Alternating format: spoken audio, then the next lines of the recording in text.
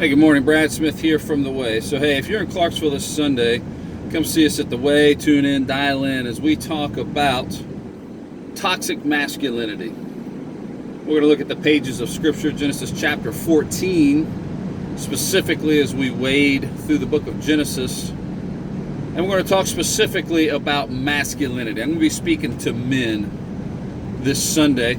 You say, well, why would I want to go if I'm not a man and hear somebody speak to men? Well, if you're a woman, chances are you might be married to a man. You have been married to a man. You know a man. You will be married to a man at some point in time.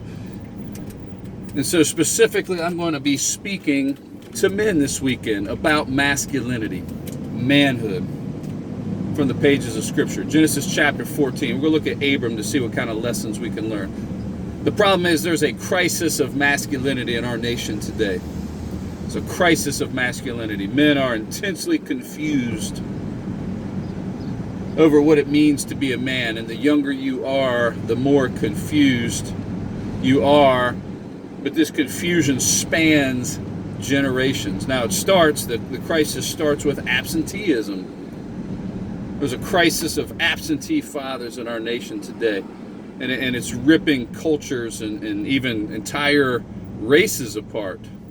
Listen, I have two sons that are African American, and I've seen this crisis of absentee fathers ripping apart the African American race, the black race. The number one issue facing the black race in our nation today is not institutional racism. I'm not afraid to say it. Institutional racism is horrible. It's bad. I hate it. It's prevalent. I mean, it exists. But the number one crisis facing the black race today is absentee fathers. How on earth is a young man supposed to know how to act? God has ordained the father to be the one man to teach young men how to act like men. When that man isn't there, how on earth is a young man supposed to know how to act? That's why we see so many issues. But absentee fathers is not confined to the black race. Certainly it spans all races. It just happens to be very prevalent right now in the black race. But we see another kind of crisis of absentee fathers, and that is fathers who are absent spiritually. Maybe they're present physically, but they're absent emotionally. They're absent spiritually. Listen, God has ordained that men would lead their families, that men would lead the church. But what we see is this crisis of fathers who have checked out spiritually, who are not even involved spiritually. Listen, today most young men are second generation unchurched. My generation, we were first generation unchurched, meaning our fathers, our families might have went to church. We might have been raised in the church, but at some point we walked away from the church. We left the church.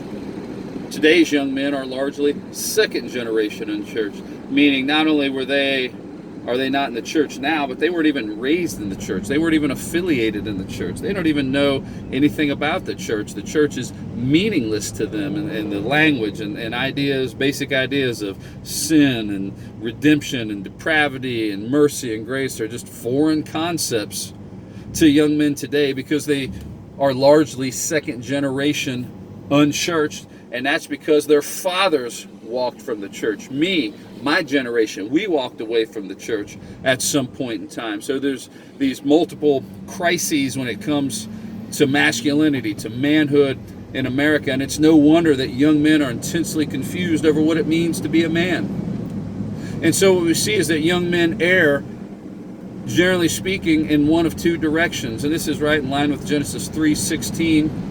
Which is God's curse upon the woman when he looks to the woman and he says, your desire will be for your husband, but he shall rule over you. So young men typically respond in error in one of two ways. Either they succumb and yield, they abdicate their God-given role as the spiritual leaders of their homes and of the church. They abdicate, they surrender that role that God has given to them,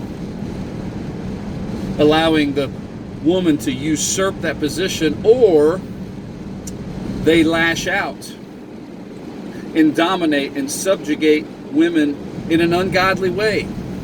These are one, and there's a spectrum, but these are one of two ways that young men err when they're trying to figure out how a man is supposed to act. How could they possibly know unless their fathers teach them? There's a crisis of manhood today. And I'm not afraid to say it. Here's the issue. Here's the issue. And again, this is unpopular, and this cuts across the grain of our culture today, our egalitarian culture. But the issue is this. Here is the issue. The issue is that as men go, so goes the family. There is no greater determining factor as to how a family will go, what happens to a family, than what the man does. That is in many ways the most important aspect, the most important factor to a family. As the man goes, so goes the family. As the man goes, so goes the church. And in many ways, as the man goes, so goes the nation. So this weekend at the Way, we're going to be talking about toxic masculinity from the pages of Scripture, Genesis chapter 14. I pray that you would come out and see us if you live in Clarksville. Join us online if you still don't want to go out. That's fine too. Men, I'm calling you today. Rise up, be the spiritual leaders of your family. Start this weekend. Start this weekend. Lead your family in pursuing God. Hey, if you're still not going anywhere, you're still quarantined, hey, family, let's get together and let's watch a church online. There's tons of churches streaming online. Let's worship the Lord together. Let's pursue Him together. For God's sake, let us rise up and act like men. God bless.